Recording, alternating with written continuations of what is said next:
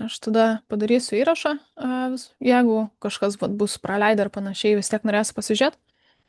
Dabar šito webinaro idėja yra tokia, kad šiais laikais turbūt žmonės gali ir be programuotų tinklalapį susikurti per visokius builderius arba visokias turinio valdymo sistemas užsikeliant ir panašiai. Nu ir vis tiek, ką arba fiziniai žmonės dėl savo kokio hobio pasikuria kaip pavyzdys, arba maži verslai, kai neturi dar finansų investuoti į programuotojus, ką jie nuveikia, ką pasidaro, nu tai svarbiausia, turbūt esminis dalykas, kad susideda aktualią informaciją, kad juos būtų galima rasti, kad žmonės galėtų apie paslaugas pasiskaityti ir taip toliau ir panašiai. Bet būna visokių nesąmonių tuose tinklalapiuose privelta, gal nebūtinai dėl to, kad specialiai, bet tiesiog iš nežinojimo, kur, nu tiesiog kažkodėl lankytojus išmeta iš kontekstų ir, pavyzdžiui, tas žmogus prasiskaitęs, prasižiūrės, vis tiek nėra suinteresuotas pirkti paslaugos, žiūrėti daugiau informacijos. Galbūt tiesiog atsibaido dėl to, kad net neužsikrauna laiku, kaip pavyzdys, galbūt nelabai aišku tinklalapis, nelabai aiškiai iškomunikuoja tinklalapis idėją, ką apskritai tas verslas veikia, tiesiog galbūt tekstas nėra labai išsamus ar panašiai. Tai vad būna visokie tokie kabliukai, kurių jeigu yra per daug, tai tie lankytojai, sakykime, jau, sakykime, galbūt nebenori lankytis, nebenori naršyti, nebenori žiūrėti. Taip, matau, kažkam nepavyksta su mikrofonu, su turbūt audio, tai aš tuo įmetu nuotraukytę. Čia tą.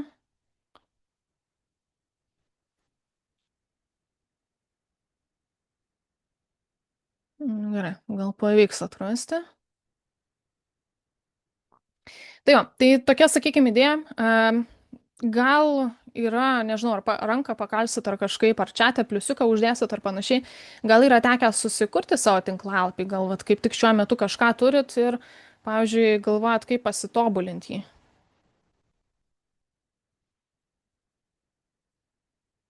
Aš tai Galit. kuriu svetainės, tai, bet visai kai įdomu sužinot, nu, jo, kas dar svarbu, jo. Okay. Galite į čia pliusiuką užmest. Ar turit, kaip pavyzdys, kažkas kažką? Arba pakomentuot. Kol kas 2 žmonės turim. Tai dar turbūt ne visi susidūrė. Nu gerai. Tai šitas webinaras, nežinau, nustebinsiu ar ne, bet bus truputėlį interaktyvesnis. Aš nesu skaidrių žmogus labai stipriai, tai pas mane demonstracija bus tokia. Esu pakūrus nedidelį tinklapį, nelabai jis ten dizaino turi, tikrai nebus kažkas gražaus, bet jame yra daug klaidų privelta. Ir vat mes eisim ir ieškosim, kur kas tenais ne to yra. Tai aš galiu turbūt pasidalinti ekranu, kurio čia vietoj šičia. Nu, kaip ir sakau, dizainų tikrai nebus, nesitikėkit, bet čia yra visokių klaidelių.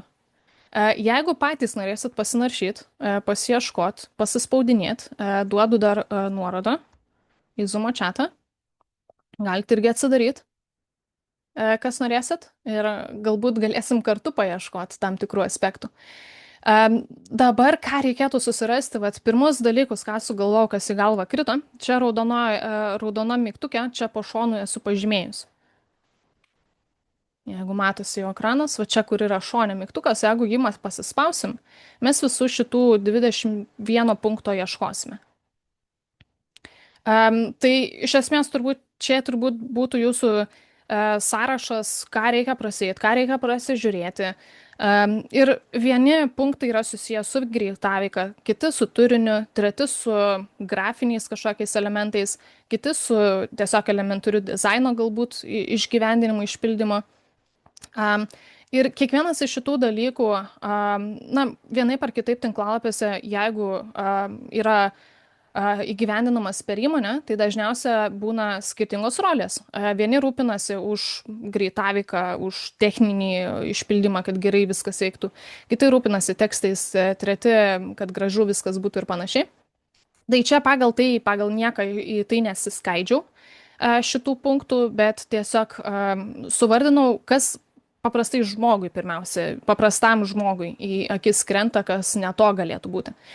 Tai pavyzdžiui, jeigu dabar patekom į šitą tinklapį, turbūt jau iš karto matosi, kad čia, pavyzdžiui, skaityti neišeina, perskaityti normaliai. Jeigu eitume grinai pagal punktus, pavyzdžiui, pats pirmas punktas, ką jis sako, ką tinklalapis pirmiausia turi išgyventi, pats pirmas dalykas. Ar aišku, koks tinklalapio tikslas yra? Ar aišku, kas paslaugos tiekėjas arba ką paslaugos tiekėjas apskritai siūlo?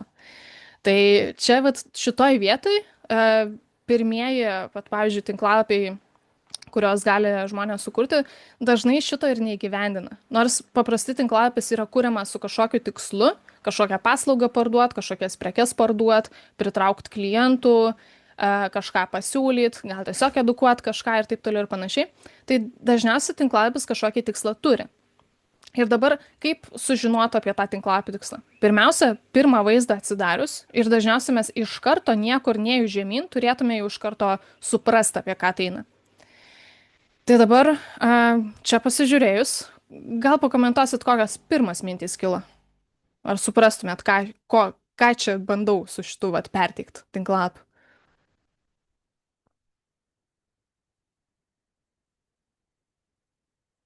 Gal iš nuotraukos gali iš viso pasirodyti, kad čia griovimo kažkokie darbai, o ne statybų. Aha, ok. Jo, atrodo kažkas arba statybų, arba griovimo darbai. Nu, gal pagal pavadinimą kažką su pamatais galima galbūt išvelgti. Bet čia vat tekstas iš viso nei tem atrodo. Nes būna tiesiog net nepasirašo, ką daro. Bet, pavyzdžiui, parašo, kad mes geriausi, mes stipriausi, ten taip toliau, taip toliau. Tokį kaip šūkį užsimeta. Arba pasirašo įmonės pavadinimą, bet nebūtinai žmonėm kažką tas įmonės pavadinimas sako dar pirmą kartą su įmonė susipažįstant. Tai dažniausiai va šita erdvė, ant jos daugiausia laiko žmonės visi sukiša, kad kažkaip gražiai pasidaryti viską, bet nebūtinai parašo, ką jie daro, kodėl va šitas tinklalapis egzistuoja. Tai dažniausiai va pats pirmas dalykas reikia net neskrolinus, niekur nenuvažiavus iš karto iškomunikuoti, koks tikslas. Mes, pavyzdžiui, šitą tekstą galėtume pakeisti geriausias pamatų įrengimas Lietuvoje, arba geriausias pamatų įrengimas, arba viskas su pamatais, ten, nežinau, visi žingsniai ar kažkas tokio. Kažkokį kitokį šūkį pirmiausia turėtume apsirašyti. Tai čia turbūt pirmasis dalykas, nuo ko reikėtų startuoti. Tai galim pasižymėti, kad mes jau pamatėm, kad yra šita klaidelė. Kitas punktas, ką visą laiką irgi reikia atkreipdėmėsi, ar visur yra geras teksto skaitomumas bei matomumas. Angliškai galbūt ir readability galėtume užsimesti. Tai pavyzdžiui, dėl skaitomumo, kas be ko, čia neįmanoma perskaityti, nebent pasižiūrimi to tekstą, nes tiesiog pats paveikslėlis yra gana agresyvus. Pavyzdžiui, jeigu paveikslėlis turi labai daug skirtingų detalių ir labai dideli kontrastai pačioj nuotraukai yra, dažniausiai ant nuotraukos reikia užsidėti kažkokį foną, kad būtų permatoma spalva ir gal nugesintų tą nuotrauką kažkaip, arba dažnu atveju apskritai nuotrauką keisti į tokią, kuri nebūtų agresyvi iš detalių. Galbūt spalvas kitokias galima parinkti. Pavyzdžiui, šitą tekstą, jeigu padaryčiau juodą, gal biškį geriau matytųsi, bet irgi su fonu konkuruotų. Dabar jeigu kažkur kitur pereinam, ar visur kitur yra geras teksto skaitomumas, galite pasiskrolinti, galite pasispaudinėti per skirtingus puslapius, visos vietos, kur kliūvna iš skaitomumo, galite iš karto pakomentuoti. Futerė pačioj. Aha, jo. Tai viena detalė, neįmanoma suprasti, kas čia parašyta, nes labai mažos raidės. Tai turbūt raidžių dydis nuo 12 pikselių ir aukštyn, nedarom nieko mažesnio, nes tiesiog nelabai įmanoma skaityti paskui. Kitas, spalvos turi būti atitinkamos. Dabar jeigu gerai prisiminsiu, būna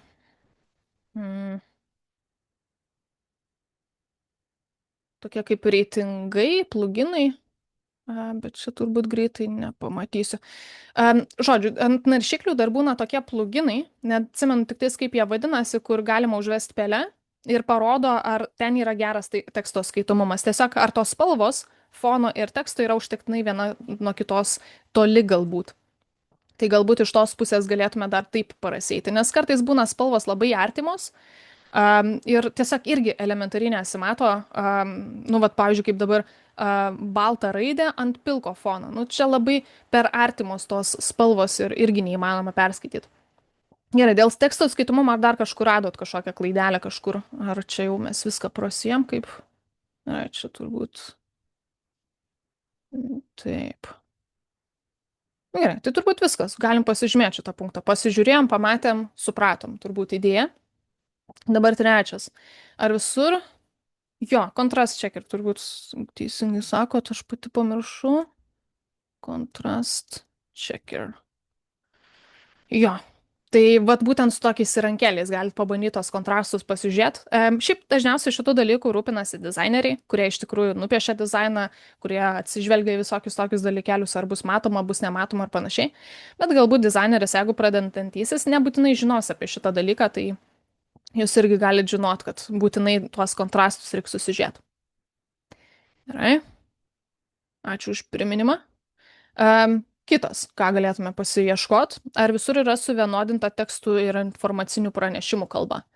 Tai čia vat, gal nebūtinai, kad tinklalapis kažkaip išgazdins žmogų ir jisai dėl to pabėgs ar panašiai, bet šičia labai pasijaučia, kaip pats tinklalapis yra, pavyzdžiui, lietuviškai, skirtas lietuviams ir tada išlenda visokie written by, arba written at, arba published by, nu tokie vat gal informaciniai tekstukai, kurie yra visai ne ta kalba, kuria yra pagrindinė tinklalapio kalba. Gal išeina kažkur tokį pamatyti?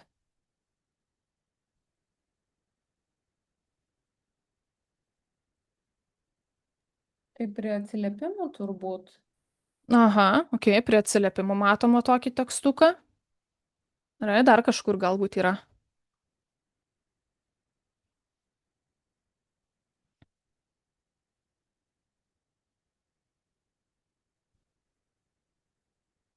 Čia dažniausiai būna visokie sisteminiai, jeigu žmonės dažniausiai kokias turinio valdymo sistemas naudoja. Tai sulietuvint, išsiverst visiškai viską ne visą laiką būna paprasta. Ir kartais tiesiog labai ten pasieškoti reikia, arba ten taip toliau, taip toliau. Tai galbūt tai galėtų būti. Nu, kitą išduosiu, va čia footerį irgi įveltas šitas tekstukas abautas, o visur kitur lietuviškai, pavyzdžiui, parašyta. Nu, gal žmogus vien dėl šitos klaidelės nepabėgs. Bet, nu, jau pajaus, kad ne visiškai viską prasijo, ne visiškai viską prasižiūrėjo. Ir gal pagalvos, o tai jeigu man paslaugas suteikinės, ar tikrai ir mano, ten, pavyzdžiui, pamatus kiekvieną ten centimetrą susižiūrės, jeigu tinklalapį nepasidarė tvarkingai iki galo. Tai gali būti tokia abejonė kilus vien dėl šito dalyko. Gerai. Šitas labiau yra susijęs su ne tai, kad programuotojais punktas, bet labiau susijęs su UX designeriais. Ar vartotojai gali susirasti informaciją ir atlikti savo norimas užduotis. Tai kaip ir sakiau, tinklalapis turi turėti kažkokį tikslą. Bet šitas labiau yra susijęs su tuo, kad žmonės ateina į tinklalapį irgi kažkokių tikslų vedami. Ar jie gali tuos dalykus įgyvendinti? Pavyzdžiui, jeigu yra elektroninė parduotuvė, ar iš tikrųjų joje ir nusipirkt galima? Ar ta prasme nueisi į krepšelį ir tau klaidą išmes? Arba galbūt viską susidės ir, pavyzdžiui, apmokėti neišeis. Arba kaip, pavyzdžiui, valstybiniuose tinklalapiuose labai dažnas atvejis elementariai informacijos negali susirasti, nes ten viskas po 10 meniu punktų paslėpta ir tada dar nueini ten, kur tikėsi, kad bus ta informacija ir pasirodo iš viso ne ten. Tai ar žmonės irgi gali šitus dalykus susirasti? Pavyzdžiui, nu, šičia, kadangi reprezentatyvus tinklapis, sakykime, su tokiam vat, nedaug to turinio, nedaug čia kažko yra, nu tai galbūt galėtume galvoti, kad galėtų atlikti šitą dalyką, galėtų susirasti. Bet dabar, kaip įsivertinti šitą punktą, yra labai sudėtinga. Dažniausia neišeina iš oro paimti, nebent tu pasitestuoji gerai, krepšelis veikia, gerai apmokėjimas veikia, nebent pasitestuoji iš tos pusės, kad techniškai veikia. Bet ar žmogus iš tikrųjų galės susirasti tą informaciją ir iš tikrųjų galės tą užduotį atlikti, tai iš tikrųjų mes testuojam ir tai gali bet kas padaryti. Nebūtina būti programuotojų, nebūtina būti dizainerių, nebūtina būti testuotojų, tai gali bet kas pasidaryti. Ir tam mes naudojame tokį dalyką usability testing. Tai kas norės pagerinti kokybę tinklalapio šitoj pusiai, kad tinklalapių žmonės patogiai jaustųsi naudojantis, tai geriausia va tokį dalyką ir pasidaryti iš karto ant tinklalapio. Em, Pavyzdžiui, buvo kažkada klientas, kuris sako, kažkas su mūsų tinklalapiu yra negerai, bet mes nesuprantam, kas negerai. Žinom, kad tiesiog navigacija blogai, perdarykit navigaciją, bet negalim pakomentuoti kaip. Ok. Em, Apmokinau usability testing pasidaryt, nu, jeigu lietuviškai išsiversti, tai tinkamumo naudoti testavimas. Ir iš karto visas klaidas išaiškė.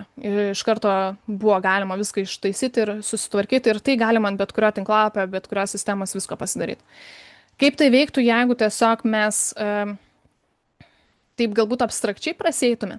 Tai usability testavimo metu arba to tinkamumo naudoti testavimo metu mes kažką iš savo tikslinio kliento auditorijos pasikviestume pas save, nu, pavyzdžiui, ofisą, gal, tarkim, kažkas iš žmonių perka mūsų, pavyzdžiui, paslaugą. Mes iš karto tą žmogų pasikviečiam, geriausia tokį, kuris dar nėra matęs to tinklalapio. Ir tada mes sakom, gerai, dabar tu nesijaus, kad ten kažką turi gražiai mums pasakyti, drėpk viską kaip yra, ten taip toliau, taip toliau. Bet pabandom tada tokias užduotėlės atlikti. Nu ir, pavyzdžiui, pabandyk atrasti, kurioje vietoje yra ten tokia ir tokia informacija. Nu ir tada jau sėdi žiūri, kaip tas žmogus naviguoja. Ir tada paaiškėja dažniausiai, kad eina iš viso į kitą pusę, negu įdėta navigacijoje pranešimas, arba paspaudžia visai kitą dalyką, kuris yra nesusijęs su tuo, ką turėtų spausti, kad rasti tą informaciją. Nu ir 1, 2, 3 tokias užduotėlės galima pasakyti. Pavyzdžiui, pabandyk nusipirkti produktą, kuris turėtų tokius ir tokius atributus. Arba įsivaizduok, kad tu nori įsirengti pamatus. Kiek tau paslauga kainuotų, išsiaiškink. Tai jūs tokius klausimus uždavinėt potencialiems savo galbūt klientams ar kažkam. Nu ir tada pamatot, kaip naviguoja, kaip vaikšto. Vienu metu sėdi, ta prasme, arba prie to paties kompiuterio, arba per Zoomą ir matot visas ryškės problemėlės su tokiu. Tai šitas, toks gal abstraktesnis, sakykime, UX designeriai galbūt šitą labiau susižiūri ir jie pasidaro šitus testavimus, bet jūs irgi galite pasitestuoti, tuo labiau, jeigu jau turit kažkokį veikiantį projektą. Tai ir ypač atsiranda kažkokių skundų, kad kažkas neveikia, kažkas kažkur pasimeta, arba matot, kad ateina srautų į tinklalapį, bet nenuperka kažko, kaip pavyzdys. Tai tikrai tada šitą 4 punktą būtent tuo testavimu susižiūrit. Nežinau, ar reikėtų jį plačiau patestuoti. Aš čia taip prasibėgau tiesiog. Sakykite, jeigu ką.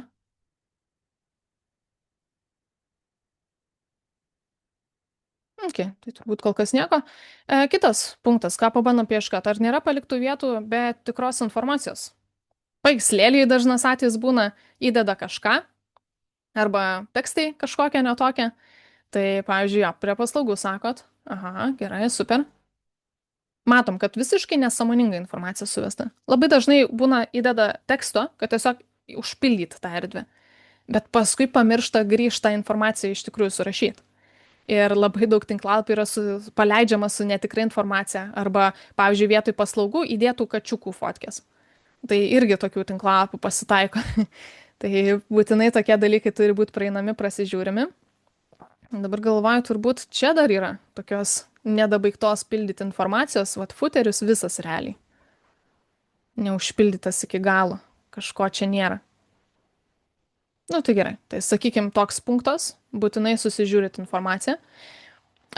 Kitas, pavyzdžiui, ar visur sudėti tinkami antraščių lygį. Nu, antraštės tai įsivaizduokim kaip Word dokumente. H1 reiškia galbūt tinklalapio pavadinimą, straipsnio pavadinimą, taip toliau, taip toliau. H2 gal kokie skyrelių pavadinimai, H3 dar kažkas. Ar kažkur yra netaisyklingai pataikytas antraštės lygis, kur iš viso atrodo visai ne į temą tos antraštės dydis. Galima ir per kitus puslapius pasivaikščiot, pasižiūrėti. Aha, footerį gal kiek ar per didelis, ar per mažas galima būtų čia pasididinti. Gal dar kažkur matosi kažkoks ne į temą.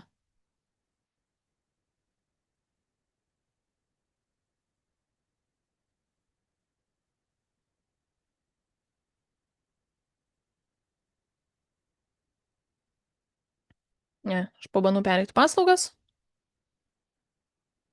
Čia galimai gerai.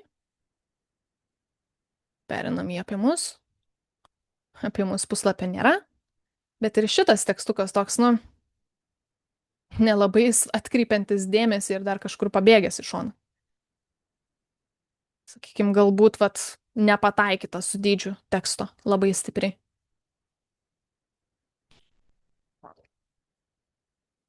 Gerai, tai aš čia patekau paspaudus apie mus. Tiesiog. Ok. Šiaip, jeigu kažkuriuose vietose norėsit, kad plačiau pakomentuočiau, pasistabdykit. Aš tiesiog taip ir keliauju po punktus. Taip, šiaip kitas irgi dažnai mygtukus darantis arba turinį susidedant, vat, pasivaikšto ten tam tikri dalykai. Ar bendrai tekstai ir kiti elementai yra sulygiuoti gerai. Nes labai krenta į akis, kai yra kažkas labai nesulygiuota, bet ne visi sugeba įvardinti, kas netinka jiems, kas nepatinka ar panašiai. Tai vat, pavyzdžiui, šitas, ar visur viskas gerai sulygiuota ir taip toliau, ar yra kažkokių vietų, kur, nu, tiesiog palikta kažkaip ten ne taip. Gerai, jo, mūsų paslaugų nuotraukos skirtingų, kai dydžių yra, tai ir tekstai mūsų pabėga visų pirma. Okay. Aišku, teoriškai galima palikti, bet kažkaip ne iki galo toks fainas jausmas turbūt yra, žiūrint šitą blokelį.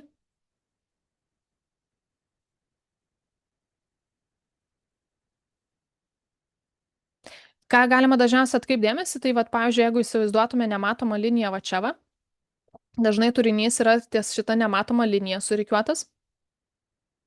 Netyčia nutrėjome, bet sakykime, kartais turinys išlenda toliau negu šitą liniją. Tai čia šitą galima pasižiūrėti. Vat, pavyzdžiui, pačioje kažkoks tekstukas yra, kuris pabėgęs. Kur ten buvom? Apie mus buvom nuėję. Visas šitas pabėgęs visai iš šono yra. Turėtų iš tikrųjų galbūt lygiuoti su šitą nematomą liniją. Nu, kurioje vietoje jinai būtų galima pasidėlioti. Dažniausiai tai programiškai vadiname konteineriu turinio kažkokiu tais. Nu, visur kitur gal ir kaip ir gerai. Dar būna pačiuose elementuose kažkas. Tai dabar, kaip, pavyzdžiui, sakėm, nuotraukos galva čia ne visiškai iki galo gerai, dėl to tekstas prasileidžia. Labai dažnai mygtukai būna kažkodėl nedalygiuoti iki galo.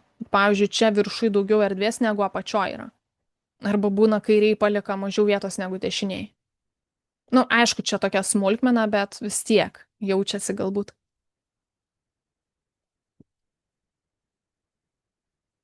Nu, yra. Taip. Šiaip šitas, vat, gal labiau su programavimo klaidom susijęs, vat, pavyzdžiui, ar visos nuorodos tarp puslapių veikia, vaikštant. Ta prasme, ar kiekvieną mygtuką paspaust galiu ir jisai kažkur nuves, ar kiekvieną nuorodą paspaudus jinai suveiks. Nes kartais būna klaidos išsimeta, kartais paspaudi nieks nevyksta ir nežinai, ar tu pats kaltas, ar tinklalapis kaltas. Tai pavyzdžiui, kuriuose vietose vat, matytumėt, kad kažkas neveikia, kažkas nepadaryta yra.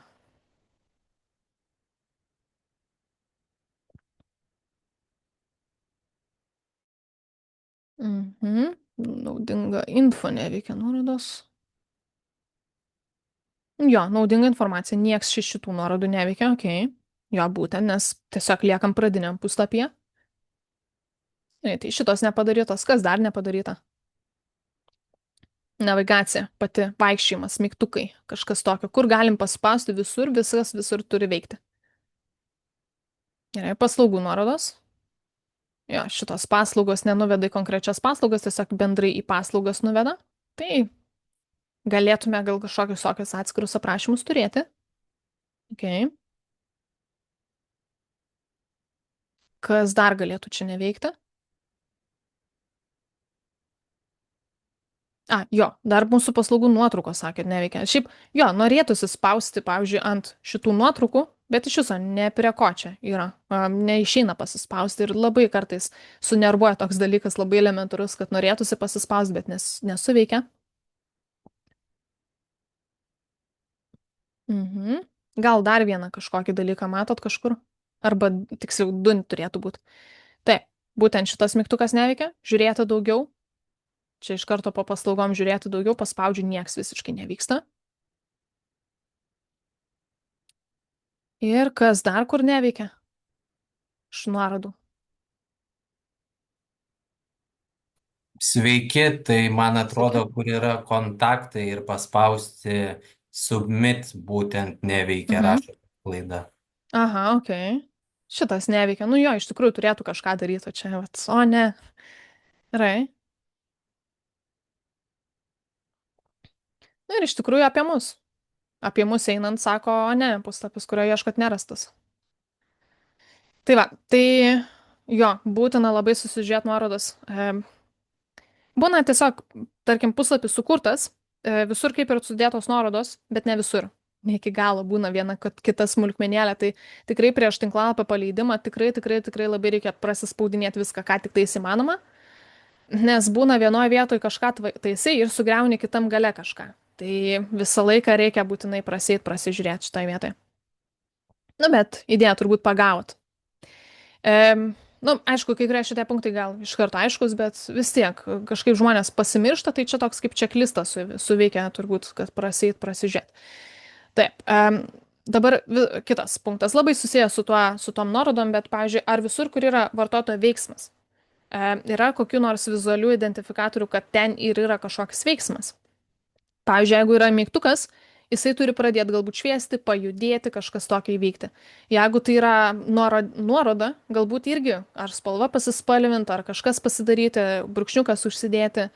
Tai turi būti kažkokia identifikacija, kad žmogus su tuo elementu gali kažkokį veiksmą atlikti. Tai pavyzdžiui, ar visur visi elementai mums ir išsiduoda, kad su juo galima kažką nuveikti, kažkaip interaktyviai pasispaust, nuvesti ar kažką tokio. Pavyzdžiui, čia vedžioju pelę, kaip ir matot, kad yra kažkokia interakcija. Suprasčiau, kad galiu čia spausti kaip pavyzdys. Čia visur viskas veikia, sakykime, viršuje bent jau. Bet kitur, ar yra kažkokių identifikacijų, kad kažkur kažką galiu dar spaus daryti ar panašiai?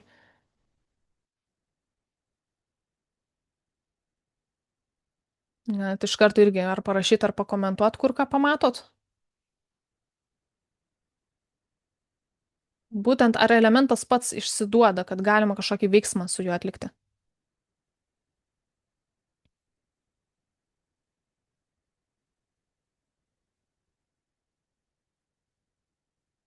Ne, sekundėlę dar palaukiu, kad jūs galėtumėt pabandyti paaiškinti, paspaudinėt.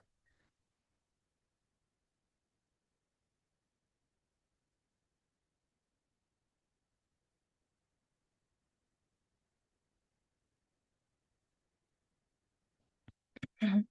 Tai gerai, tai gal tada išduodu tada paslaptį, čia viskas gerai, sureaguoja. Bet, pavyzdžiui, kad čia galiu spausti ant šitų pavadinimų, nėra visiškai jokios identifikacijos. Pavyzdžiui, aš galiu užvesti pelę, vienintelė identifikacija, kad pelė pasikeičia. Tai galiu pagal tai suprasti, kad kažkur aš naisiu. Bet pats elementas nei pasispalvina, nei brūkšnys užsideda, nieks nevyksta. Šitas mygtukas lygtais sureaguoja, bet labai jau lietai. Kažkas yra, kad kažkas keičiasi. Čia galbūt sureaguoja, bet nebūtinai, kad aš noriu veiksmo. Čia nėra ką atlikti, čia tiesiog pasiryškina, pasiaukština. Čia šitos nuorodos tikrai nepradeda kažkaip šviest, galiu vedžioti pelę kiek noriu, jos visiškai nereaguoja į pelę. Jeigu naisiu kažkur kitur, čia nėra kas spausti, tai tiesiog niekas ir nevyksta. Čia irgi nėra kas spausti. O kontaktuose kažkas pasiryškina, jo, galiu kažką interaktyvus daryti, bet šitas submit mygtukas visiškai nieko nedaro. Ta prasme, galiu užvesti pelę, jisai visiškai neklauso, visiškai nieko nesispalvina, nepasikelia, nieko nepasidaro. Bet dabar, kai yra tos interakcijos uždedamas, reikia dar prie to paties atkreipti dėmesį, ar nieks niekur nepradeda kažkaip durnai elgtis. Tai pavyzdžiui, jeigu mes nuvažiuosim link kliento atsiliepimų, gal ir faina, kad ta nuotrauka biški pasikelia. Bet galima užtikti įdomių bugų kartais. Jeigu čia labai užtaikiai pelę netaip užvesti, tai būna pradeda skraidyti tą nuotrauką kažkaip netaip. Na, aš šiandien neparodysiu, matyt. Nu, netyčia gal sutvarkiau šitą. Bet būna labai spazmuoja ir labai vaikšto greitai ta nuotraukėlė ir irgi ten nesąmonė truputėlį. Tai irgi tada reikia tas interakcijas protingas padaryti, nepersistengiant. Gerai. Kitas aspektas. Dėl animacijų, vat, pavyzdžiui, kai žmonės pirmą kartą animacijas pasidaro, užveda pelę, pasikeičia mygtuko spalva, dar kažkas pasidaro. Kartais tiesiog per ilgą animaciją padaro. Pagal žmogaus akį ir kaip greitai supranta informaciją ir panašiai, geriausia, kad animacija netruktų ilgiau negu 0,4 sekundės. Tai čia jau į žmogaus fiziologiją biškai einam, bet iš esmės mygtukai geriausia 0,2-0,3 sekundės, kiti elementai, jeigu ilgiau reikia, gal kažkiek tiek, bet jeigu yra animacija ilgesnė, dažniausiai žmogui gali atrodyti, kad, nu, kabutėse lagina. Tai pavyzdžiui, kur yra tokių animacijų, kur greitis, pavyzdžiui, kažkaip nepatinka. Čia, ar užtektinai greitai šitą animaciją pereina, ar atrodo, kad lagina, tai turbūt įsivertinti. Pavyzdžiui, čia šito mygtuko spalvos pasikeitimas. Ar užtektinai greita, ar atrodo, kad lagina? Tai vat kažkokį tokį. Dabar ką galiu su šito susijusio parodyti, yra toks tinklapis, kur žmogelis yra surinkęs visokius tokius įdomius dalykus. Loss of UX, galiu įmesti irgi čia tą nuorodą. Dar prieš tai turbūt ir pavadinimą galėjau to nuo usability mesti. Tai iš esmės čia vienas yra iš įstatymų. Jeigu sistema per ilgai užtrunka padaryti kažkokią užduotį, ir šiaip apskaitai yra visokių mokslinių straipsnių, dar kažko, kad jeigu per ilgai kažką sistema daro, kad ir animacija jums parodo arba kažkokį veiksmą atlieka, pavyzdžiui, kuriat užsakymą ir labai ilgai kažkas ten kraunasi, tai arba animacijos laiką reikėtų sutrumpinti, arba tą veiksmą, kuris ten, tarkim, apdoroja nuotraukas ar kažką, įdėti kažkokį lauderį, kad rodytų, kad veiksmas kažkoks vyksta, kad kažkoks ratukas sukasi, arba kažkokia juostelė užsikrovinėja, kad žmogus bent jau susidarytų įspūdį, kad kažkas vyksta. Nes kitu atveju arba atrodys, kad kažkas labai stipriai neveikia, arba kažkokio broko yra privelta, arba žmogus pats savo įrenginį pradės kaltinti galiausiai, kad lagina jam ar jai. Tai čia yra vienas iš įstatymų, dabar tik tais reikėtų turbūt Doherty threshold, bet būtent šitas apie laginimą konkrečiai būtų. Tai galima apie jį dar papildomai pasiskaityti, čia bus tada pridėtų straipsnių ar kažko. Tai tiesiog visai geras resursas irgi užmest akį, ką galima dar truputėlį pasižiūrėti. Tai dabar tuos mygtukus gal pakomentau, neversiu ieškoti. Gerai. Ar visi paspaudžiami mygtukai kažką daro? Nu, čia galbūt jau prasiem tą punktą, pavyzdžiui, čia, pavyzdžiui, yra mygtukas žiūrėti daugiau. Mes jeigu jį spaudžiam, jisai nieko nedaro. Tai panašiai kaip nuorodas spaudinėtumėt, žiūrėtumėt, ar visur viskas veikia, jūs taip pat visus mygtukus praseitumėt, prasižiūrėtumėt, ar visur viskas veikia. Na, čia aišku, jeigu galvojant, kad jūs patys savo tinklapį susidėliojot ir tada jūs būtinai irgi praseinat pro kiekvieną vietą ir prasižiūrit. Nes žmonės irgi mėgsta visur spaudinėtai, būna paspaudžia, kažkas neveikia ir supyksta. Dabar šitas, nu, šiais laikais turbūt nėra tinklapių, kuris galėtų prasisukti be pritaikymo skirtingiam ekranam. Bet, pavyzdžiui, ką šitas punktas praleidžia, arba, nu, sakykime, ant ekrano viskas ok, gražiai tvarkinga, dabar jeigu sumažinu naršyklę, labai yra viskas sugriuvę. Tai jeigu aš norėčiau, pavyzdžiui, per telefoną šitą visą žiūrėti, nelabai sėkmingai aš tai daryčiau, nes, pavyzdžiui, tekstas labai išsitempęs yra ar panašiai. Dar kažkas, tai visokie tokie dalykai turėtų būti irgi apsižiūrimi. Bet čia ne tik tai, čia yra labiau ir ar visos tarpinės rezoliucijos turi tą pritaikymą, nes kartais žmonės ne per visą ekraną žiūri naršyklę, kartais per planšetę, kartais ekraną pasuka telefono į šoną. Tai iš esmės šitą dalyką susižiūrėt, tai tiesiog elementariai vizualiai. Mažinam ekraną, prasiskrolinam, viskas gerai, arba susitvarkom. Vėl biškį susimažinam, prasiskrolinam, prasižiūrim ir, nu, tai praeinam. Tai šitas, nežinau, ar kažkam naujas bus labai dalykas, prieš kokią 10 metų, tai turbūt gana naujas dalykas, aspektas, ką reikėjo žiūrėti. Tai va, tai gal tada neišsiplėsiu. Taip, dabar dėl šito. Ar bendrai viskas užsikrauna greitai? Nes vėlgi geriausia, kai 1-2 sekundės, bet iš bėdos tinka 3-5 sekundės. Jeigu ilgiau kraunasi, tai tada yra ne kažką. Dabar, pavyzdžiui, tiek įeinant pirmą kartą, į puslapį, tiek vaikštant tarp skirtingų langų. Nu, tai čia tarp skirtingų langų greitai, sakykime, pereina, bet būna ir tie ilgai sukasi. Arba jeigu aš pilnai, vat, nu, gal neperkrausiu, kad nedingtų čekai, bet būna ir pirmas užkrovimas labai ilgai trunka. Dabar šitą, nu, galim į labai įvairiais būdais pasitestuoti, galim vizualiai žiūrėti, bet tuo pačiu, jeigu mes, pavyzdžiui, nuorodą nusikopintume ir visokių tų projektų yra, kurie matuoja tą greitį, mes galėtume, pavyzdžiui, susirasti Page Speed puslapį. Tai čia yra Google tam tikras įrankis, kuris leidžia patestuoti greitį tiek telefonui, tiek kompiuteriui. Tai nuorodą galiu įdėti irgi. Tai jūs tiesiog įmetat savo tinklalapio nuorodą, paspaudžiat analizuoti ir tikitės geriausio. Tai dabar pasižiūrim, dabar tuoj prasisuks čia, užmesim akį, kas čia vyksta ir šiaip daug patarimų visokių duoda.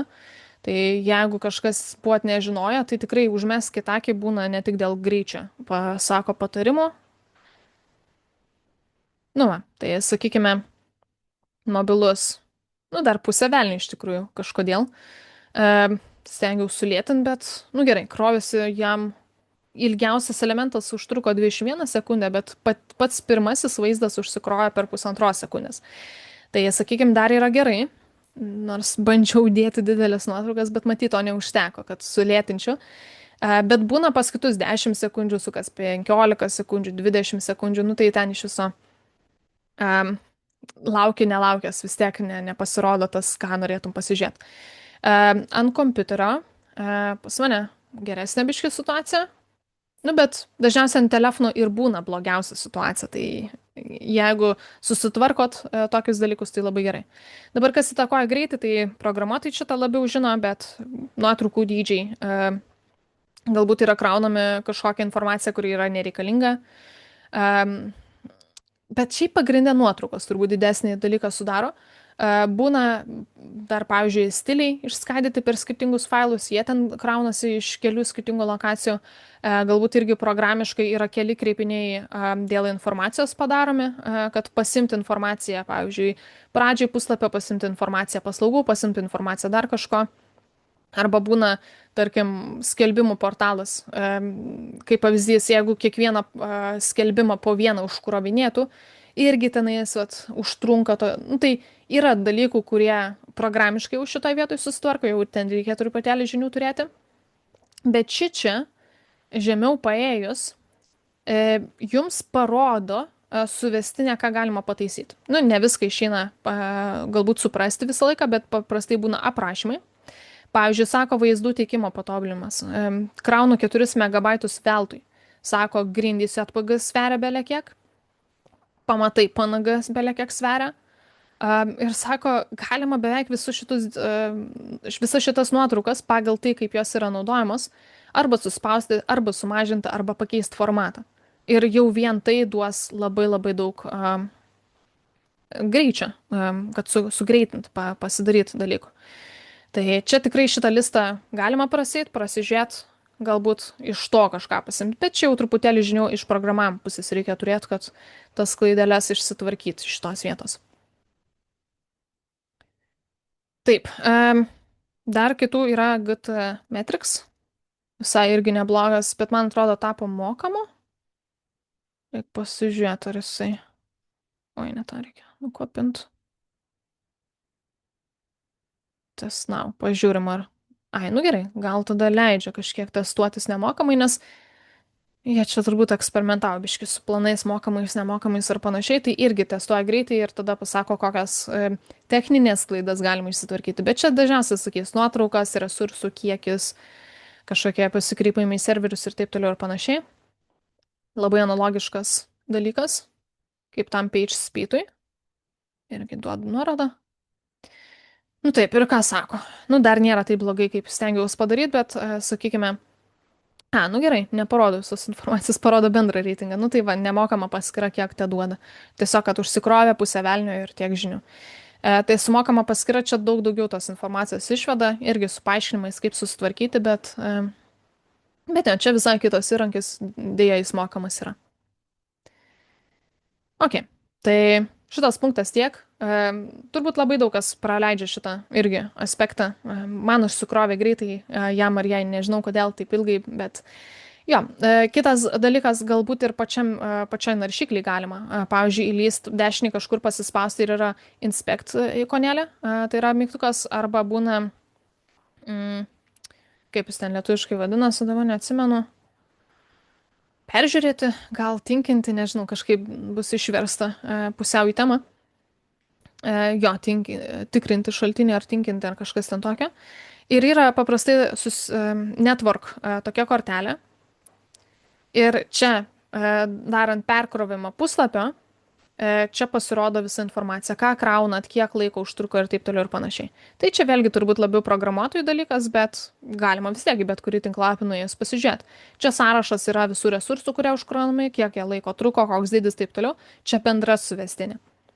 Tai jeigu pabandyčiau perkrovimą padaryti, pamatyčiau, kaip čia viskas tada į šitą langą užsikrauna. Ir galiu netgi paimituoti lėtesnį internetą, jeigu noriu. Bet paskui nepamirštam išsijungti, nes paskui viskas lėtai bus. Tai va, tai čia gal šitą atskirai nerodysiu. O galima tau klausimą vieną? Aha.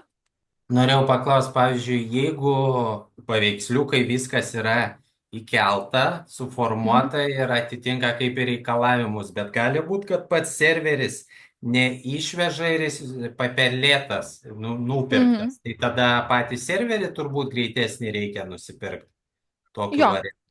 Ar nebūna tokių situacijų? Jo, šiaip serverio greitis ir lokacija labai daug irgi lemia. Tai jo, greitis gali būti, pavyzdžiui, visokie tie shared, kai būna hostingeriai, interneto vizija ir panašiai, shared būna, vat, pavyzdžiui, lėtesni, gali tai lemti.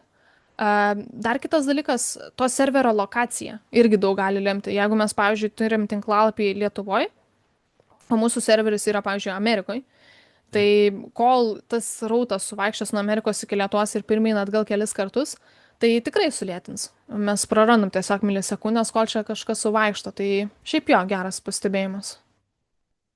Supratau. Ok. Gerai, tai gal tada perinu toliau prie nuotraukų. Tai čia tiesiog bendrai, kur galite pasižiūrėti greitį. Nežinau, jeigu nežinote, tai tada super. Pasižiūrėsit pagal save. Dabar kitas dalykas, pavyzdžiui, ar nuotraukos yra kraunamos tinkamo dydžio. Bei pats formatas, geriausia, kad jos būtų ryškios, reikia rinktis pagal situaciją. Tai ne tik, kad pats dydis tos nuotraukos turi būti tinkamas, bet ir formatas. Tai, pavyzdžiui, jeigu mes kalbam apie dydžius, ką turiu omeny. Pavyzdžiui, dažniausiai tinklalapis, jeigu turi tokį headerį, tą tokią kaip vizitinę kortelę pačiam priekyje, ir žmogus krauna nuotrauką tiesiai iš fotoaparato. Ten 8000 pikselių į šonus, ten 6000 pikselių. O pavyzdžiui, čia ekranas, tiek pikselių nėra. Dažniausias ekranas, iki kokios rezoliucijos reikia taikyti, yra 19-20 pikselių. Iš bėdos 4K ekranai. Dar galima irgi galvot, ką ten daryti. Bet viskas, kas yra daugiau, labai yra per mažas kiekis žmonių, kurie iš tikrųjų naudotų tokius monitorius, kad dėl jų vienų čia didelę nuotrauką krauti. Plius jam patiems lėčiau krautųsi. Tai dažniausias patarimas, pavyzdžiui, jeigu nuotrauka yra per visą ilgį, tai ir dėti iki beveik tų 2000. Dabar kokio dydžio šita nuotrauka? Jeigu aš pabandyčiau truputėlį per vėlgi tą tinkinimą, ar kaip čia vadintųsi, inspect įlysti, paprastai kažkur čia galima rasti, va čia bus ta nuotrauka įdėta. Dabar rezoliucija yra parašyta rendered size, arba tiesiog būna size, arba with height, ar kažkas ten tokio. Dabar kraunu nuotrauką 4000 pikselių į šonus, į plotį, sakykime. O iš tikrųjų atvaizduoju aš pusę jos. Tai šitoj vietoje yra tikrai labai stipriai per didelė nuotrauka tai erdviai, kurioje aš taikau. Ir dar matau, čia kažkuo pasidalinu, tokiai. Čia, kad suspaustų. Jo, ok, super. Pilna irgi tokių įrankių, tai taip, jo. Tai visų pirma, suspaudimas nuotraukų, rezoliucija nuotraukų, viskas ok. Kitoj vietoj. Čia irgi gal truputėlį sunkiau pirmą kartą matant suprasti, bet, pavyzdžiui, šitos nuotraukytės. Pavyzdžiui, jeigu galvom, kad mano ekranas yra 19-20, O aš, pavyzdžiui, čia naudoju net ne trečdalį to ekrano, o nežinau, ten gana mažai, sakykime, nežinau, šitas blokelis, aš gal ant jo atsistosiu, pasižiūrėsiu, kokios rezoliucijos jis yra. Truputėlį aš gal kitaip šitą langelį pasitrauksiu per, o čia va daug taškį. Šitas blokelis yra, čia virš jo rašo skaičių, kai aš dabar pelę užvečiau, rašo 356 pikselius naudoju. Dabar, jeigu blokelis yra 356 pikseliai, kur čia tiksliai matau, tai čia virš šitos nuotraukos, kai ant šito bloko užvedu, 356 pikseliai, o nuotrauką aš kraunu, kuri yra, visgi čia nepataikiau. Čia užkrovė 356 pikselius, bet iš tikrųjų nuotraukos dydis yra 1000 pikselių. Tai reiškia, 3 kart per didelę kraunu, negu man jis iš tikrųjų reikia. Tai aš tiesiog valgau žmogaus srautą, interneto greitį, internetą, viską tik dėl to, kad nuotrauką parodyti, bet iš tikrųjų nėra tikslo šitoj vietoj tokios didelės nuotraukos krauti. Kitas dalykas, formatas čia tinka JPG, idealiau būtų WebP, nes, pavyzdžiui, šiais laikais mes turim naują formatą WebP nuotraukom, toks naujesnis, jis yra trumpesnis negu JPG ir biškai geriau kokybę išlaiko. Tai idealiu atveju WebP. Jeigu neišeina, JPEGas iš bėdos tikrai tinka. Tokiam paprastom nuotraukom formatas. Tai, vat, pavyzdžiui, čia paprastos nuotraukos tinka tas formatas, čia paprasta nuotrauka tinka tas formatas, čia paprastos nuotraukos tinka formatas. Bet būtų, jeigu kažkokios ikonėlės ar kažkokie mažesni grafiniai elementai, kur reikia detalių, tai tada galbūt SVG reikia naudoti arba PNG, nes tas WebP JPEGas tiesiog sugadins tas ikonėlės. Bet jeigu mes paprastą nuotrauką krausim kaip PNG formatą, žiauriai daug sveria į tos nuotraukos, ilgai, žiauriai kaunasi ir tiesiog labai labai blogai būna, kai PNG yra sudėti visur. Tai reikia irgi pasirinkti. Vat, pavyzdžiui, dabar jeigu šitą nuotrauką pasižiūriu, pamatų betonavimas. Čia jau, pavyzdžiui, yra JPEGas. Va. Tai yra ne JPEGas, o PNG. Čia matau pagal galūnę failą. Va, apačioje matosi pamatai.png. Tai ir nuotraukos dydis man į šitą erdvę krauna šitą nuotrauką. Jinai sveria 2 megabaitus. Beveik. Tai yra tikrai gerokai per didelė rezoliucija. Jeigu aš ją sumažinčiau, suspaučiau, dar pakeičiau į tinkamą formatą, aš sutaupyčiau labai daug vietos. Būtų 100 KB, 200 KB, 300, tikrai nemažai galima suspausti. Tai turbūt toks aspektas irgi čia turbūt labiau tie, kurie su HTML šiek tiek dirba, jiem turbūt yra lengviau susižiūrėti, bet jeigu yra kažkokia turinio valdymo sistema naudojama, labai lengva ten pasižiūrėti, kai jūs keliat nuotrauką, apsižiūrit nuotrauką, kokia informacija tos nuotraukos yra ir tada galite susikelti. Arba jo, kaip jūsų seminaro, webinaro kolegė pasakė, naudoti irgi įrankius, kurie suspaudžia, sutraukia, taip toliau, taip toliau. Tai va, tai toks punktas. Kitas. Taip, ar sukėlus skirtingų rezoliucijų nuotraukas į tinklalapį vaizdas nesugriūna? Ar nenusikerpa, neįsikraipo esminės kažkokios vietos, ypač žmonių veidai, ypač jeigu karpomos yra per kokius sąnarius, arba per kaklą nukerpa kažkur, parodo žmogaus veidą, nu čia baisiau negu baisu dažniausiai būna. Tai pavyzdžiui, pirmas nuotraukas, ką mes matėme, čia, pavyzdžiui, mūsų paslaugos, visos jos yra skirtingos, išsivaikšto, ne taip kažkaip atrodo. Tai šitoj vietoje galbūt dizaineris, kaip pavyzdžiui, nupiešia, gal vienodą nuotrauką sumeta ir gerai viskas atrodo, bet kai iš tikrųjų tikras turinys yra sudedamas ir pradeda tos nuotraukos vaikščioti, tai paprastai ir turinys už tų nuotraukų pradeda skraidyti. Tai dažniausiai geriau yra suvienodinti, nebent ten iš tikrųjų toks tikslas ir buvo, kad nevienodai palikti kažką. Tai va čia truputėlį gal tokio apkarpimo norėtųsi, kad čia nusikirptų, pavyzdžiui, apačios ar viršus apačia, bet kad jūs būtų vienodo aukščio. Čia va, pavyzdžiui, yra vienodo aukščio, bet kas su veidais yra negerai. Gal pastebit iš karto patys. Pločiai aukščiai gerai, bet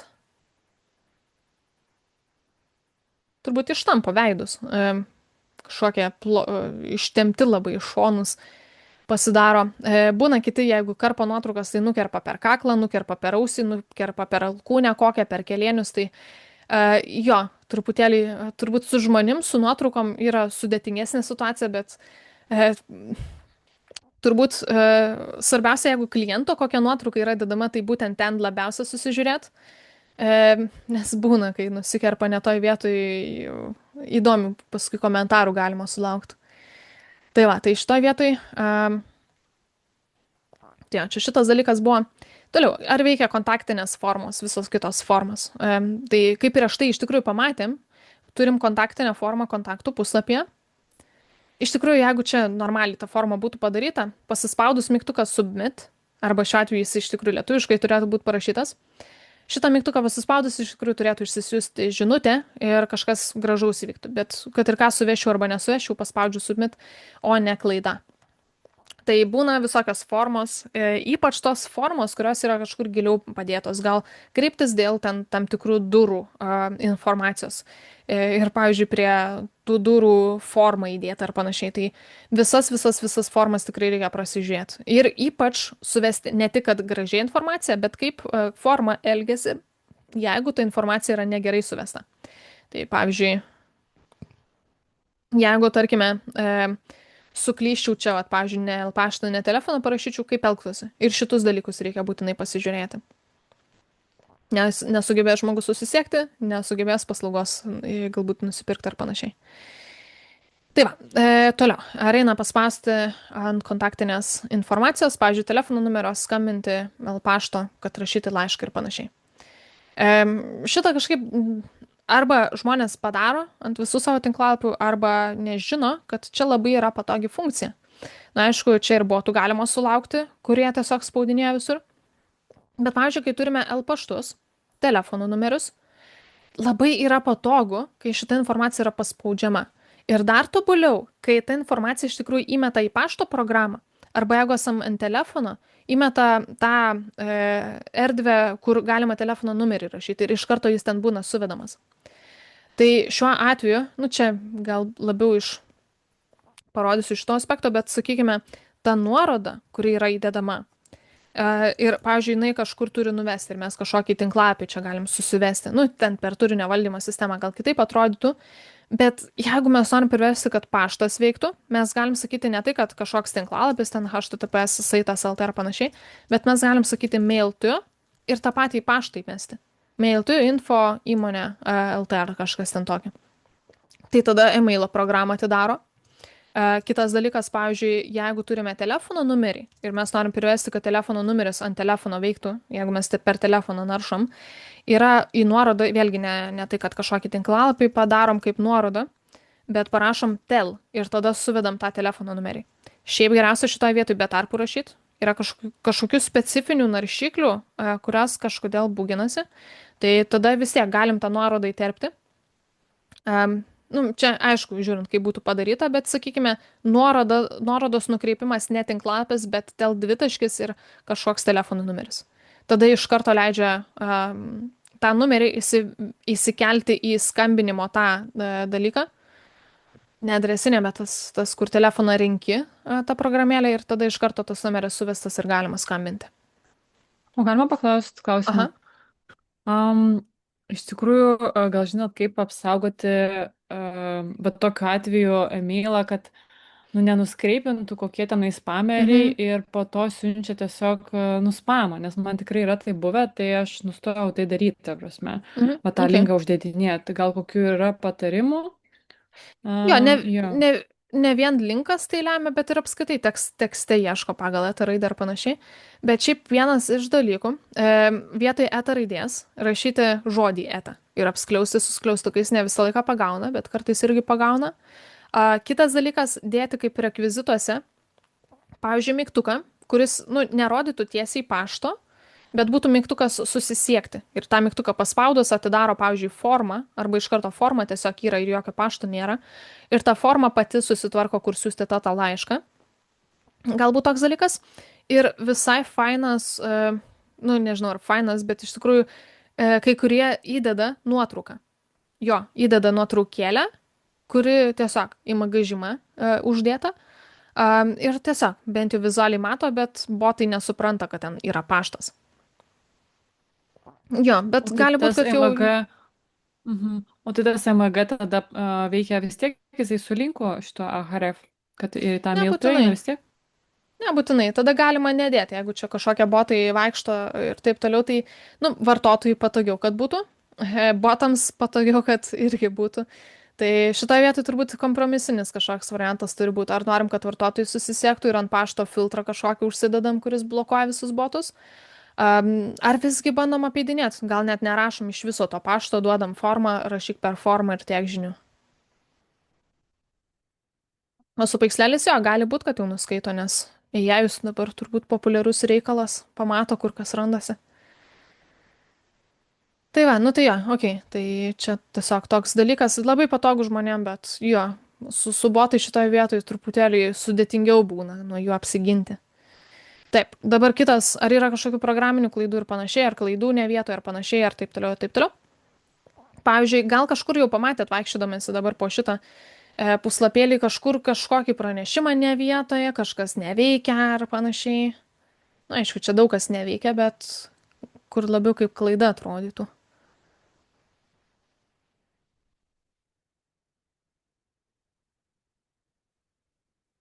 Ne, iš tikrųjų, gal padėsiu. Apačioj. Būna pačiam viršui, būna apačioj, arba čia kažkur per vidurį būna išsimeta kažkoks cannot connect to database, arba some error online, ten kažkas. Tai tokius dalykus tikrai kas be ko reikia susitvarkyti, bet ne visą laiką jie nutinka iš karto. Tai kartais reikia tiesiog nepamiršti į tinklalapį apsilankyti kas kažkiek dienų, nes kai, pavyzdžiui, yra naujinamos versijos, serveris yra atnaujinamas, gal ten koks WordPress'as versija atsinaujina, tiesiog iškyla problemos eigoj. Jo, dar klaidelė yra, kad apie mus neveikia, jeigu einam į apie mus. Kažkas sugriuvę, net nuotrauka atrodo sugriuvus. Nu, iš tikrųjų nesugebėjo privers, kad nesugriuvus būtų, bet čia, sakykime, būna ir nuotraukos neužsikrauna, būna pats puslapis neužsikrauna, tai jo. Tai vat klaidelės, arba puslapių neužsikromai, nuotraukos neužsikrauna, tokia ikonėlė tada pasirodo, tai jo, tikrai būtinai tokia. Kitas, ar tekste eina suprasti, kur yra pačios nuorodos.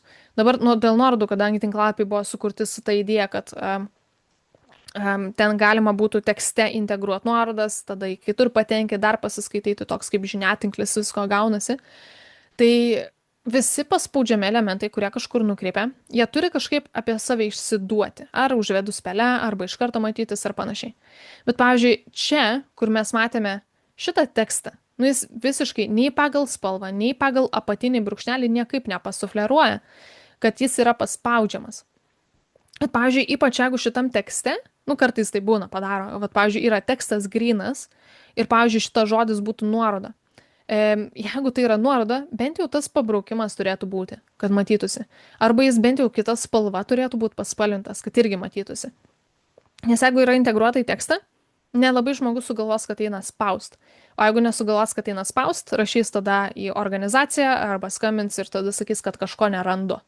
Ir toks elementarus dalykas atrodo, bet irgi išsprendžiamas elementariai spalva, brūkšniuką ar kažką užsidėjus, kad kažkaip pasufleruotų. Dabar šitas, ar visur paspaudimo zonos geros? Tai iš esmės čia remiasi netgi į tą tinklalapį, kur labai trumpai parodžiau tie jų įstatymai. Dėl paspaudimo zonų, kuris čia būtų, man atrodo, Fitzla. The time to acquire a target is a function of a distance and the size of a target. Kuo didesnė paspaudimo zona, tuo lengviau paspausti. Nu, tiesiog, tokia idėja šito dalyko. Tai jeigu aš, pavyzdžiui, turiu kažkokius, pavyzdžiui, navigacijai nuorodas, kaip pavyzdys va čia navigacijų nuoroda, aš dažniausiai nematomą paspaudimo zonai dar aplinkui sukuriu, tam, kad žmogus, net jeigu nepataikytų tiesiai ant žodžio, nes dabar turi tiesiai pilnai ant žodžio pataikyti, kad paspaustų, net jeigu nepataiko, pavyzdžiui, čia netoli paspaudžia, vis tiek sureaguotų. Arba, pavyzdžiui, šičia, jeigu žiūrim į šitą mygtuką, matot, mygtukas pelės pasikeitė į tą rodiklę, kaip ir galiu ant žodžių konkrečiai spausti, bet apgaulinga paspaudimo zona šitoje vietoje yra, nes, pavyzdžiui, čia mėlynas atrodo sufleruoja, kad visas šitas elementas turėtų būti paspaudžiamas, bet jis nėra visas paspaudžiamas. Dar čia labai dažna problema, čia būna praslysta, kad atrodo vizualiai visas turėtų būti spaudžiamas, bet praktiškai nėra visas spaudžiamas. Arba, kad ir šitas elementas. į paslaugą įeiti norėtųsi, spaudžiant ant arba nuotraukos, arba šito teksto, galbūt netgi šitą tekstą galima būtų padaryti paspaudžiamą. Bet kad į paslaugą įeiti, aš viskas, ką gaunu, tai tik tais šita nedidelė tekstuko paspaudimo zona. Tai kuo didesnę paspaudimo zoną padarysit, ypač svarbiausiams savo dalykams, tuo yra geriau. Tiesiog žmogus greičiau ar pelės suvedžios, ar kažką tokio padarys. Dar šitam įstatymė, jeigu ten įsilysti vidų pasiskaityti, dar yra kažkoks įdomus punktas, kad jeigu elementas yra arti ekrano krašto, tai irgi savotiškai greičiau žmogus randa jį paspausti. Tai pavyzdžiui, jeigu čia kažkur per vidurį man reikia kažkur kažką paspausti, aš turiu specifiškai į vidurį nutempti pelę ir bandyti pasispausti. Jeigu elementas yra, pavyzdžiui, kaip čia kampe, nu, aišku, jeigu jis dar būtų didesnis ir panašiai, dažniausiai žmogus gali vos ne iš inercijos prastumti pelę, vis tiek ta pelė neis toliau negu ekranas ir sustos galbūt netoli to elemento, kurį nori žmogus pasispausti. Tai netgi tai dar paspartina galbūt tą kelią iki kažkokio paspaudimo kažką pasidaryti. Tai tos paspaudimo zonos čia galbūt irgi ir programiškai svarbu išsispręsti ir, nu, ir kitais aspektais reikalingos. Ir paskutinis punktas, aišku, čia yra daugiau dalykų, ką galima prasyti, čia tiesiog toks užmetimas į šitą visą dalyką, bet kitas paskutinis, ar tinklalapis kviečia atlikti kažkokį veiksmą.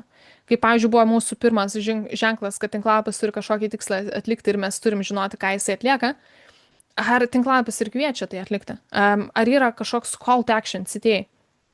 Pavyzdžiui, šičia, nu, realiai niekur nėra kažkokio suflerio, kad jeigu domina mūsų paslaugos, ten kviečiame sukontaktuoti, arba va čia galit kreiptis dėl paslaugų, arba gal kažkokį čato ikonėlį išmesti, kad žiūrėkit, matau jau lankotės, gal domina kažkokia informacija. Kažkaip kažkoks užkabinimas dažniausiai turi būti. Jeigu jo nėra, tai nesvarbu, kad žmogus ateina, greičiausiai vis tiek jam yra sudėtinga susirasti dalykus. Tai va, tai galbūt prasėjau tokius dalykus, bet iš esmės turbūt apibendrinus, tai techninės klaidos dažniausiai pasitaiko. Kažkokios tekstai nesutvarkyti, kažkas neveikia, kažkas kažkur nenuveda. Tada greitaveikos problemos, gal, pavyzdžiui, turinys tiesiog nuotraukos netaip sukeltos yra per didelės, per stambės, ne to formato. Gal tiesiog elementariai kažkas programiškai netaip padaryta, kad per lėtai, per ilgai veikia kažkas. Tai va tokios techninės klaidos. Kitas turbūt labiau turinio klaidos. Ar žmogus gali rasti atitinkamą turinį? Labai daug būna paliekama nuotraukų, kurios nekalba apie tai, ką ten turėtų sakyti. Labai būna daug tekstų paliekamų, kurie yra iš viso nesusiję arba nesuteikia tinkamos informacijos, kaip pavyzdžiui, va čia matėsi mes fainiausi, bet iš viso nieks neaišku, ką, tarkim, šitą įmonę daro. Tai vat turinio kažkokios problemos. Ir kitas dalykas, susikūrus tinklalapį, nu turbūt, jeigu jis yra reklamuojamas, yra kažkoks marketingas padarytas ir panašiai yra reklamuojamas, ateina tas rautas, tai ir turinys, ir techninės klaidos išgąsdinta žmogų ir jisai neįgyvendint savo tikslų tinklalapyje. Nu, bet galima ir iš kitos pusės galvoti, jeigu viskas techniškai padaryta, veikia, ir marketingo nėra, tai tada žmogus turbūt nežinos, kad apskritai toks tinklapis yra, kad toks paslaugos tiekėjas, pavyzdžiui, yra. Tai irgi tada ne iki galo pats fainiausias dalykas. Dažniausiai būna tas pats, kas stendą vidury miško pasistatyti. Tai turi būti labai turbūt kompleksiniai dalykai padaryti. Ir vidus tinklalapio, ir išorė tinklalapio, kad pritrauktų žmonės ir jie neišsigastų visokių būgų, kuriuos mes čia prasiem. Ir kažkas tokio. Jeigu esate dar patys susidūrę su kažkokiam problemėlėm, dėl ko, pavyzdžiui, neseniai iš paskutinio tinklalapio išėjot susinervavę ar panašiai, galite irgi duoti, žinot, gal irgi kažkoks buvo kabliukas, kad kas išgąsdino, sunervavo, trenkėt tą puslapį ir išėjot. Gal yra tokių kabliukų, bugų, klaidelių. Cookies juostos labai jo nervuoja. Ypač kur per visą ekraną būna.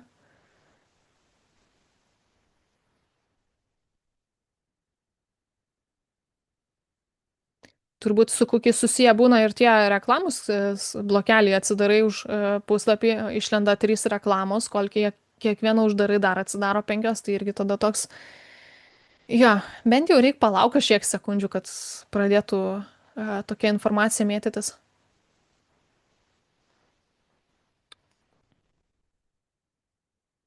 O jeigu sukuri svetainę, privalu sukurtas kukės, kad rodytų, kai ateina naujas žmogus, kad jis paspaustų kaip patvirtinimą, kad sutinka.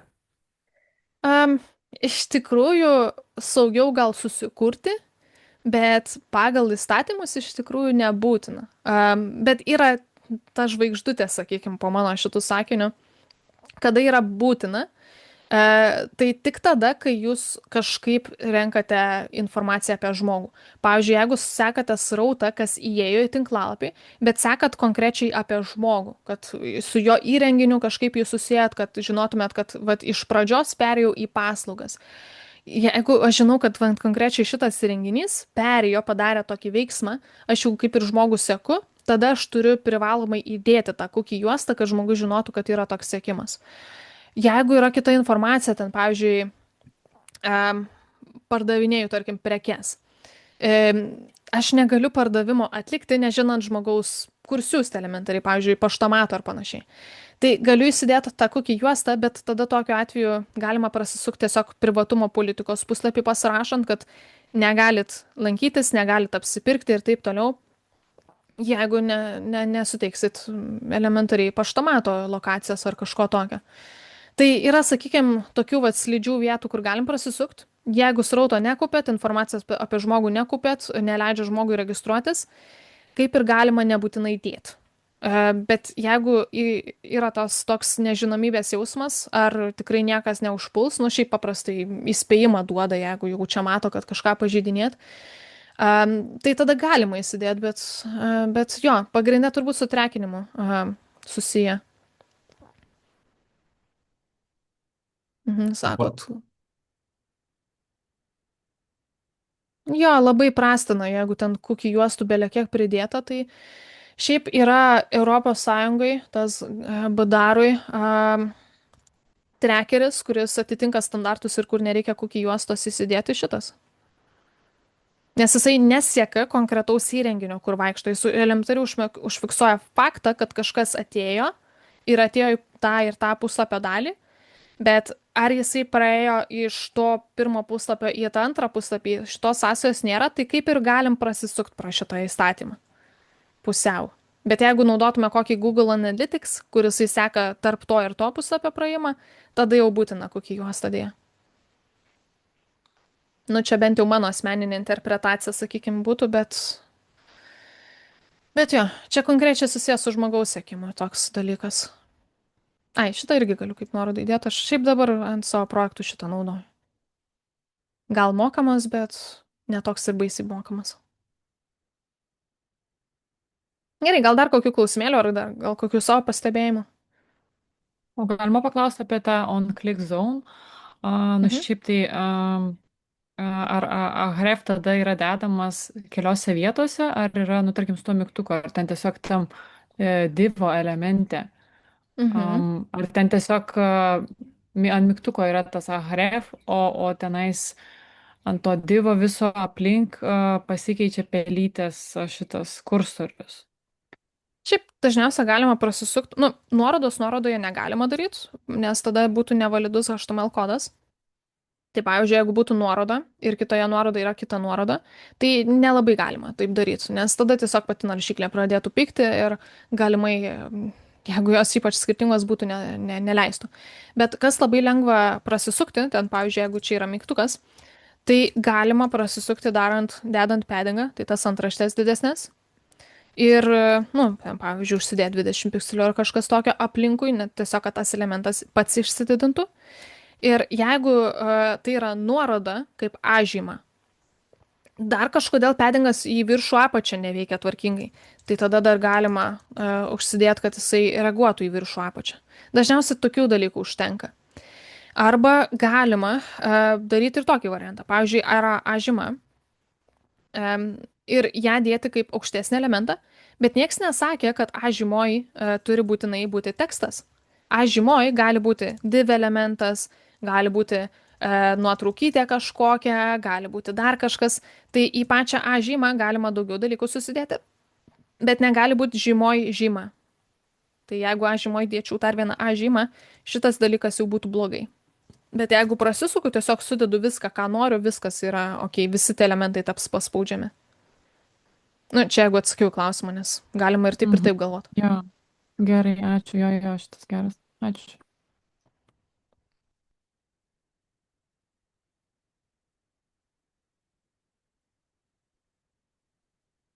Mhm, ok. Ok, jo, įdėkit tada pasibėjimus. Ar bus follow-upas sudėtingesnis koks nors web klaidos? Reiktų turbūt pasigrynint, kas čia galėtų būti blogesni dalykai, ar iš programinės pusės, ar iš savo pusės. Nu, pavyzdžiui, jeigu kas daro websaitus, Aha. jo, nu, gal yra, jo, gal ir su programavimu, bet, nu, kažkas gal šiek tiek dar giliau. Mhm. Ok. Nu čia, jo, čia reikėtų pabrainstormint. Aš kol kas jo orientuojausi į tuos, kurie, sakykime, jeigu ką tik susikūrė, ką pirmiausia turbūt praseit reikėtų parasižiūrėti. Taip. Ok. Dėl antraščių. Jo, šiaip, kad. Nu jo, čia dėl to turbūt ir pasilikau ir daugiau, nes tokių tikrai dar galima daug prigalvot, kad jo, H1 turėtų būti vienas, teisingas pastebėjimas. Ok, turinio zona. Jo, nu tas iš bėdos, sakykime, projekto biudžetas neleidžia draskytis dėl kiekvienos smulkmenos. Čia gal labiau iš tos pusės. Bet jeigu darai sautin, tai kas be ko, darai maksimaliai viską.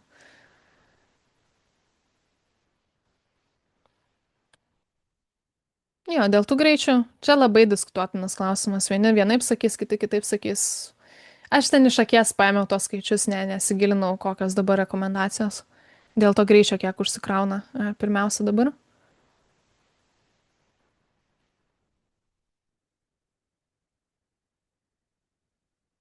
Jo, aš dabar skaitau tą komentarą.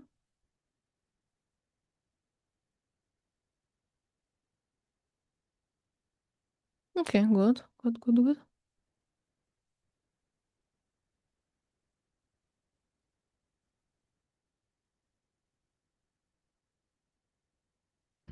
Jo, su ta panaga tikrai. Ir JPG senas, ir PNG senas, kaip nežinau, internetas, tai jo AVIF dar kažkokį sakot yra. Nežinau, ar būsiu mačius, bet čia turbūt vietoj PNG, kaip supratau, pagal užrašytą tekstą. Ok, jo, nu dabar tikrai daugiau tų formatų yra.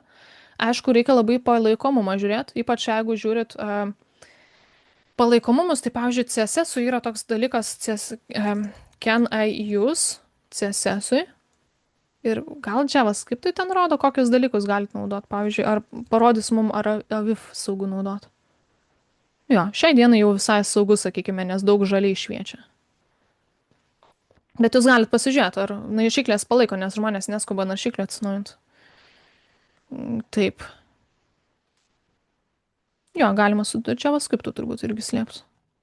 Čia toks papildymas, sakykime. Gerai.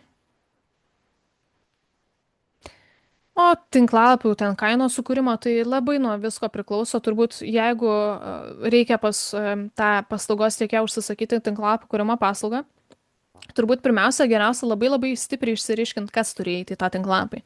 Jeigu tai yra paprastas puslapis su informacija, tai geriausia yra atsinešti iš karto tą informaciją. Iš karto pasakys, aha, ok, čia galėsim tas 3 puslapius pamodeliuot, kainuos tiek ir tiek. Tai tada geriausia taip ir pasižiūrėti. Jeigu reikia kažkokią sistemą kurti, labai reikėtų bent jau žinot kažkokius bendrus griaučius, ką ta sistema turės atlikti, kažkokias funkcijos. Ir kažkaip įsivardinti, tada galima kažką bandyti skaičiuotis, nes be kažkokio konkretaus sąrašo darbų labai sunku įvertinti tą kainą. Čia turbūt panašiai būna kaip, o kiek kainuos automobilį nusipirkti. Viskas labai priklauso nuo norų. Ar mes norim tiesiog nuo A iki B nuvažiuoti, ar mes norim, kad conditionas dar būtų, šildomos sėdynės, šildomi langai, automatiniai krituliai, iš karto visi tai kelia kainą. Tai labai labai įvairios kainos bus, bet labai skirtingas ir siūlo, labai sunku pasakyti. Čia turbūt reiktų pasikonkretinti, ar paprastas reprezentatyvus tinklapis. Tada, sakykime, studentai daro 100-200 eurų, ar įmonės nuo 500 iki 3000. Ar labai kažkas kosmiško, sudėtingo, kardinalaus, gražaus, su didžiausiam animacijom pasaulyje, tai tada gali ir daugiau kainuoti. O sistemos turbūt be 5000 neįmanoma žiūrėti. Čia jau jeigu labai labai elementarus kažkoks dalykas, sistemos, kad ten suvestinės kažkokias pasidaryti, įmonės valdymo kažkoks CRM ar panašiai. Bet šiaip paprastai, jeigu sistemos, tai 5-ženklė suma laisvai būna. Tai labai sunku pasakyti rėžį, dėja.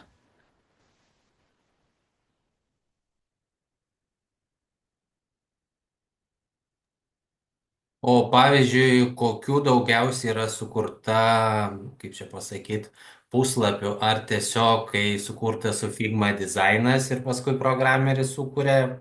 frontendą, backendą ir kits variantas, kaip WordPressas yra, kad tiesiog template'ą gali nusipirkti arba tiesiog nemokamą Mhm. susikurti ir viskas. Tai Aš man va, atrodo, statistika gal šitame sumačius netgi, dabar galvoju.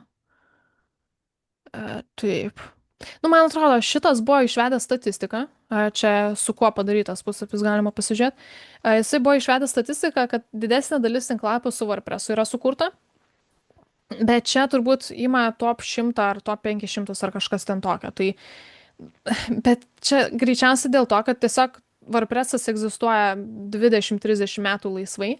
Tai nuo 2000 kažkelintų, man atrodo, egzistuoja tas WordPressas. Tai vien tai, kad ilgai egzistuoja ir kad jį galima modifikuoti kaip nori, nu, tai padarė savo visą reikalą. tai čia Vis, turbūt, tai čia turbūt dėl to, kad paprasčiau yra sukurti jo tiek daug ir aš taip suprantu ir pigiau yra. galimai, jo. Jo. Ir jeigu, pavyzdžiui, vieni programuotojai paveda, lengviau galbūt kitus developerius susirasti, nes su tuo pačiu dirbantys būna. Aišku, visi skirtingai padaro, vis tiek ten keikiasi, bet vis tiek. O kitų tinklalapių su kitom technologijom, visokie Reactai, Angularai, Vue, Svelte, ar ten savo programavimas ar panašiai, kadangi jau yra platforma savaip kuriama ir reikia dažnai nuo nulio arba nuo kažkokio atspirties taško dirbti ir tada daryti daug dalykų savaip, tai automatiškai kelia kainą ir ne visą laiką ne visi pasiryžta tai gyvendinti ir nu, tokių automatiškai yra gerokai mažiau. Bet kur yra stambesnės įmonės, nu, tai jos susimoka, jos pasidaro, kas joms yra reikalinga, bet ten galbūt privačiam naudojimui, pavyzdžiui, būna. Arba jeigu specifiškai nori greičio, gal tada WordPresso nenaudoja, nes WordPressą pritempt prie greičio ne visi moka. Ten tikrai įgūdžių tikrai reikia mokėti, nes pats WordPressas pats iš savęs yra lėtas. Tai ta prasme čia neturi reikšmės, jeigu nupirksi greitą, tarkim, iš Hostingerio serverį, tai pats Mhm. sukurtas failai tie dideli ir juos kraus, aš taip suprantu. Apie tai tu kalbi. Jo, net jeigu greitas serveris, o tai jeigu labai padaryta lietai viskas, nu, kad ir koks greitas serveris, ne visą laiką atmuša viską. Supratau. Dėkui. Jo, reikia tada į WordPressą optimizacijų pluginus visokius rašyti, taip toliau, bet irgi ten kartais jas privers sunku dirbti būna, tai irgi reikalų. Nu gerai, tai kol kas supažindinau, jeigu kažką naujo pamatėt, kažką pasižiūrėsit, pasidarysite, pasiupdatinsit, tai tada faina ir smagu. Jeigu tiesiog pasižiūrėt, galbūt užsitvirtinot, vat, kolegų pasižiūrėt klausimus, tai irgi kažką galbūt sužinojot iš tos pusės arba susitikrinot. Tai irgi tada naudingai. Tai tikiuosi įdomiai papasakojau. neskaidrius žmogus, bet nu, galbūt pasispaudinėt patiem, pasižiūrėt, kur klaidelės surasti, gal visai geras sportinis interesas galėjo būti. Tai va, tai turbūt daugiau neturiu ką pakomentuoti. Gerai. Tai ačiū tada, kad klausėt, kad buvot ir galimai iki kitų kartų. Gerą vakarą.